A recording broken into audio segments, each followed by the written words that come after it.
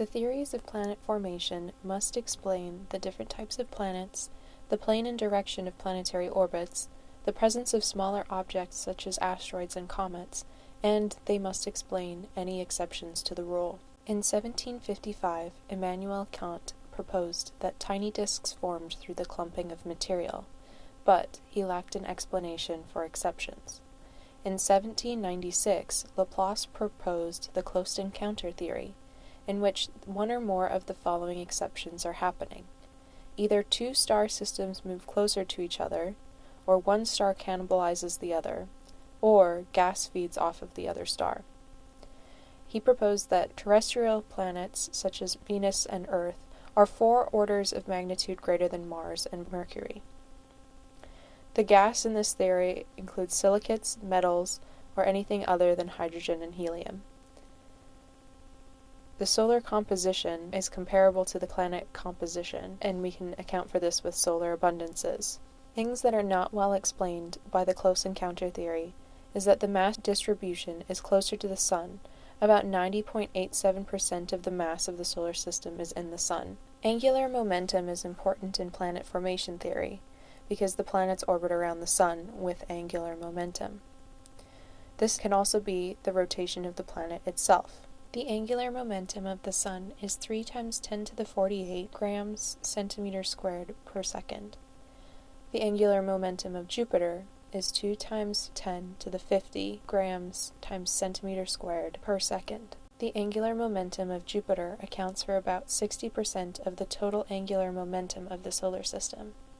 We also know that mass is concentrated at the center of the solar system, and angular momentum is concentrated away from the center. The minimum mass solar nebula theory says that small planets form where they are. According to this theory, to find the composition of rock, metal, gas, etc. in the early solar system, we have to invert back to the original mass based on solar composition. In 1981, Hayashi said that between Venus and Neptune, the surface density is proportional to r to the negative 3/2.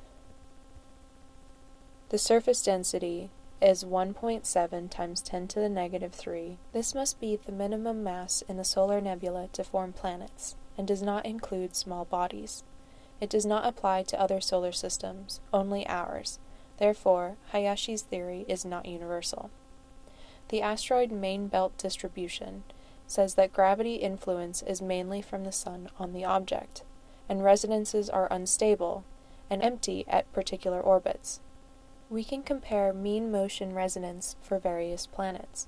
For example, Jupiter to Saturn is 5:2. Neptune to Pluto is 3:2. But Neptune compared to Pluto, it has a weird orbit. The closest distance is within Neptune's distance, but its farthest is outside Neptune's distance. Io to Europa to Ganymede is 2:2:1. Io is tiny enough to not have volcanic activity, but tidal forces cause its volcanic activity. Titan and Hyperion have a 4:2 mean motion resonance.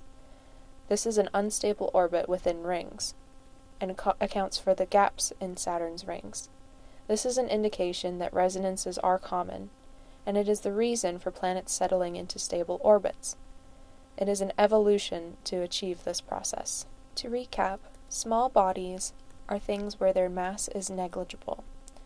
These are things such as the icy Kuiper belt, the rocky main asteroid belt, and resonant KBOs. Small bodies are usually in mean motion resonance with Neptune, mostly have low inclination orbits, and will not cross Neptune's orbit. Titus Bode's law was written in 1778. It predicted the spacing of major objects in the solar system. Titus Bode law can be represented by the following equation. A equals 1/10 times 4 plus 2 to the n times 3, all multiplied by n. In this, you start with known planets and then curve fit. You can write a similar equation for other planetary systems. About 96% of known planetary systems have similar equations. It can be used to predict satellites, Mode's law. Minimum mass solar theory accounts for the distribution of mass in the solar system. As pressure decreases, boiling point decreases. Therefore, The presence of the snow line at about 2.7 AU from the Sun is because it is too hot for ices to form inside, and beyond that line water is able to freeze. Radioactive dating is used to estimate the relative ages of rocks. This is done through isotope measuring and can be employed for chondrites. Chondrites are asteroids that never melted. We could represent any element with the letter X, and we can represent the atomic mass as the letter A, as a superscript in front of the letter X. The atomic mass includes protons and neutrons, and can change for isotopes. We can also represent the number of protons, or the atomic number, as the letter Z, as a subscript in front of the letter X. Some isotopes only occur as part of the radioactive decay process, and are not naturally occurring. Radioactive means to be unstable. The original atom is known as the parent nucleus, and the resultant atom is called the daughter. Radioactive activity can give off alpha, beta, and gamma emissions. The equation representing radioactive decay is given by delta N equals negative lambda multiplied by N multiplied by delta T. Here the number of particles N decreases with time, and lambda is the decay constant. Delta T is the time elapsed, and delta N divided by N is the activity. We can also represent how the number of particles change with time by the equation dN over dt being equal to negative lambda multiplied by the number of particles. Using these equations, we may only measure the date of the last solidification, not necessarily the formation origin of exoplanets. Exoplanets are discovered through various methods. The detection method can be better for certain types of exoplanets. For example, transit is when a planet crosses in front of a star. We need multiple detections to prove if it is a planet, as it dims the star's light. The Doppler effect is useful because planets and the Sun oscillate. This is a direct method because it is actually observed. Indirect, meaning that it is the result of something that is observed, such as transits.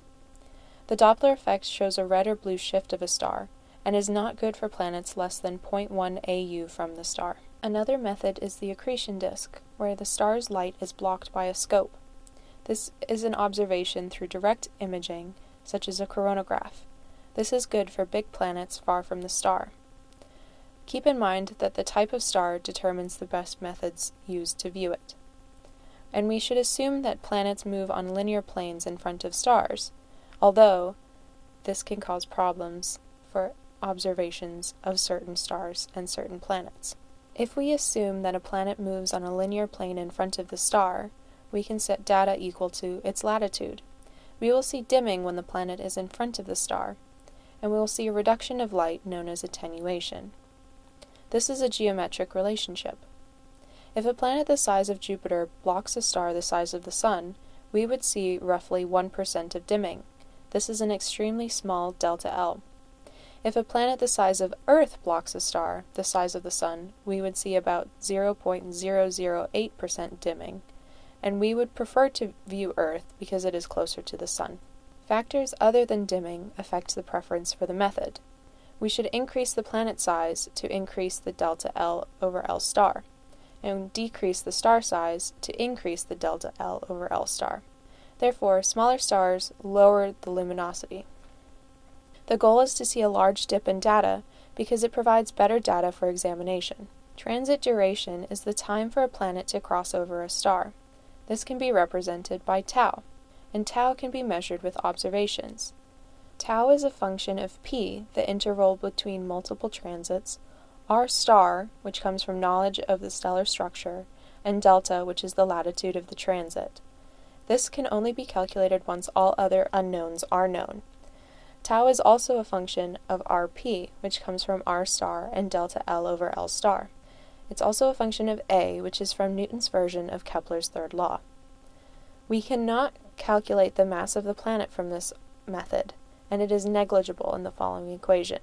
P squared equals 4 pi squared A cubed divided by G multiplied by the sum of M star and M planet.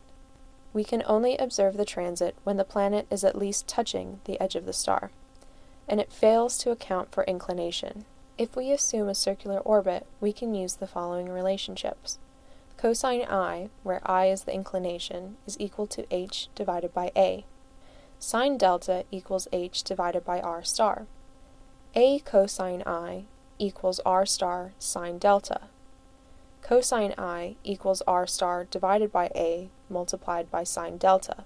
F of I equals c multiplied by g of delta. Note here that I and delta are interchangeable. The transit probability is as follows. 0 is less than cosine I is less than 1. And again, we must assume a circular orbit. We must also assume that A is much larger than r star. The mass of the planet is much smaller than the mass of the star. The radius of the planet is much larger than the star as well. In terms of radius, the conditions for the transit are r star plus rp must be less than or equal to a times the cosine of I. Geometric transit probability is the integral from 0 to r star plus rp divided by a of d cosine I divided by the integral from 0 to 1 of d cosine I equals r star over a. Note here that the radius of the star, r star, is much greater than the radius of the planet, rp. If r star increases or a decreases, the transit can be seen better.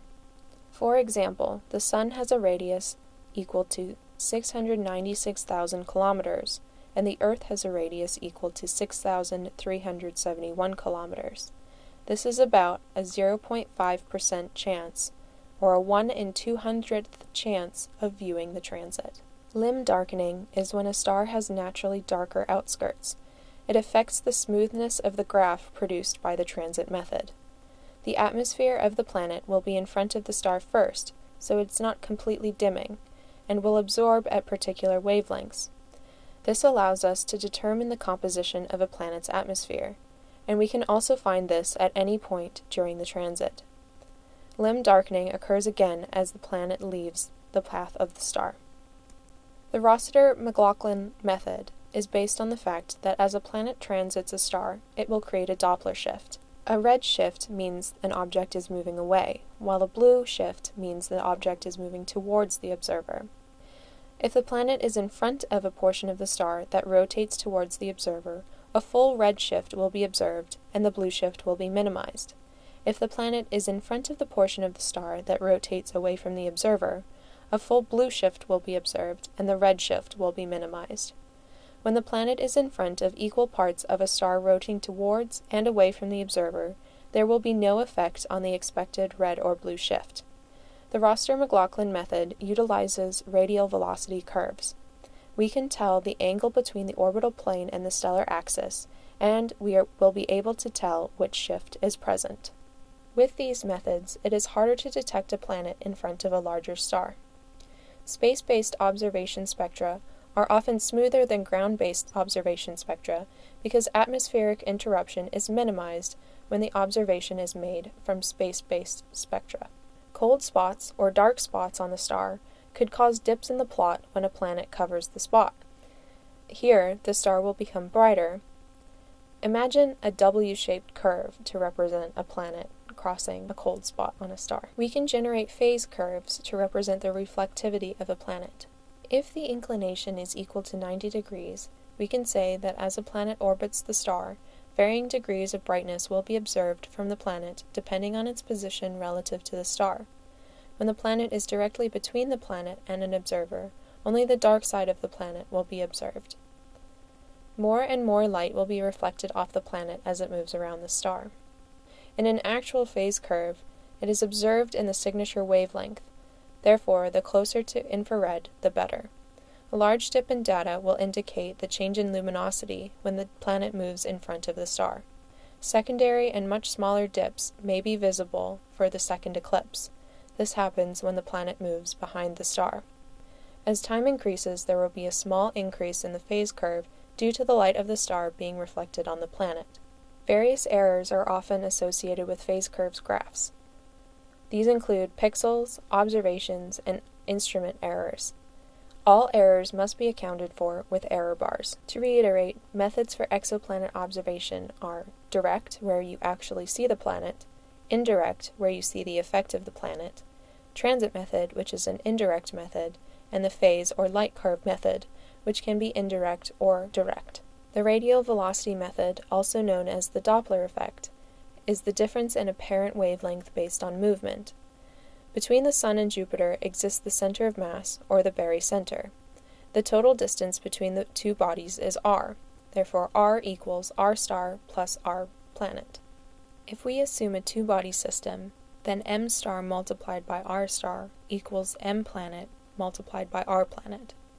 We can represent it as a circular orbit and use the period from Newton's version of Kepler's third law, which says p squared equals the product of 4 times pi squared times r planet cubed divided by the product of g multiplied by m star plus m planet. Using these relations, we can calculate the orbital velocity.